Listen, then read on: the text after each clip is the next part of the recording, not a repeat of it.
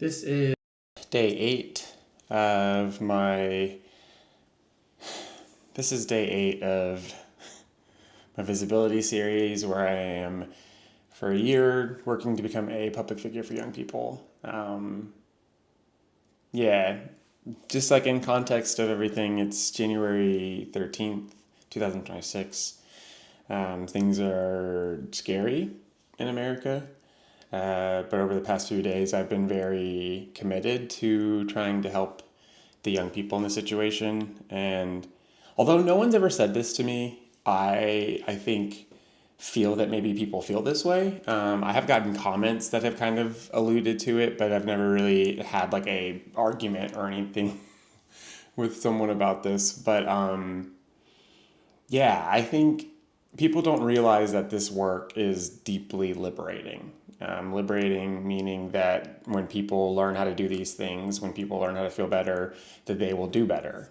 People that have a good relationship with themselves, people that have community and support, they're going to continue to put that energy out into the world. If I feel good, I can give good. I don't think there are that many people that are genuinely violent, hateful, that feel good. I think the people who say that they feel good and who do those things are lying to themselves or lying to us. And then the few people that do, I think, have genuine personality disorders. So yeah, I look at this work because as like a way to heal from the state of society that we're in, because so many adults are easily swayed. So many adults are easily manipulated because they're afraid. And fear makes people really easy to manipulate. And they're afraid because for so long they've pushed down negative feelings or experiences or didn't get the support and love they needed as a kid. And they turned that pain into anger and fear, and anger and fear can not only be manipulated, but it can also be used as a weapon. And that's what I think we're seeing. So when I think about these young people, I'm trying to catch them before they get to that place of this is who I am now. I can't change. I have to carry this hurt and pain. I have to take this pain out on somebody else. I mean, if you're carrying around pain for so long, to me in my head, I have no proof of this.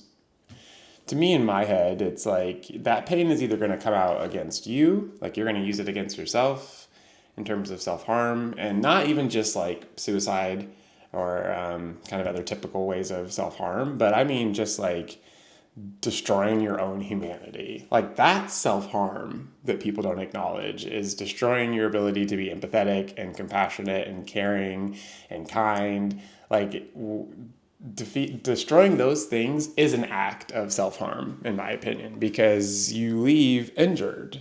You leave you're not doing well.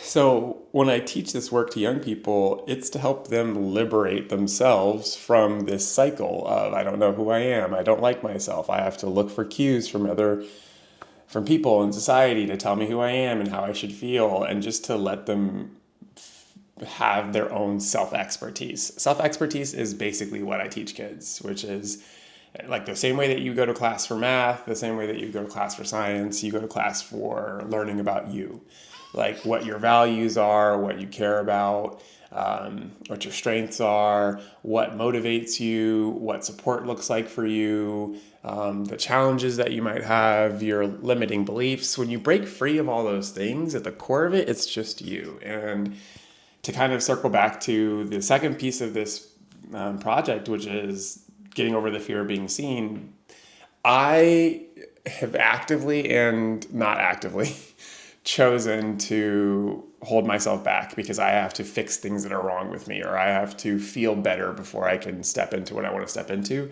And I've spent so much energy and time doing that. And I think about if I hadn't had such a negative relationship with myself, if I hadn't relied on taking care of myself in harmful ways for so long, where would I be now with this work? I don't like to play that game because I'm grateful to be where I'm at. I'm successful, and I'm just beginning. That's what this project really is about. Even though this is 365 days, I've been working for this stuff for years. But recently, especially the last couple of months, I'm becoming very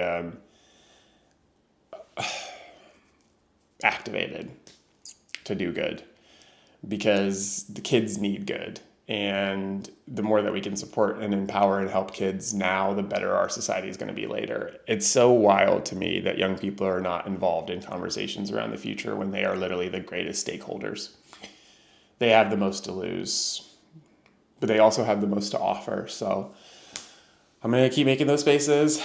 Yeah, I'm happy with this project A8. See you tomorrow.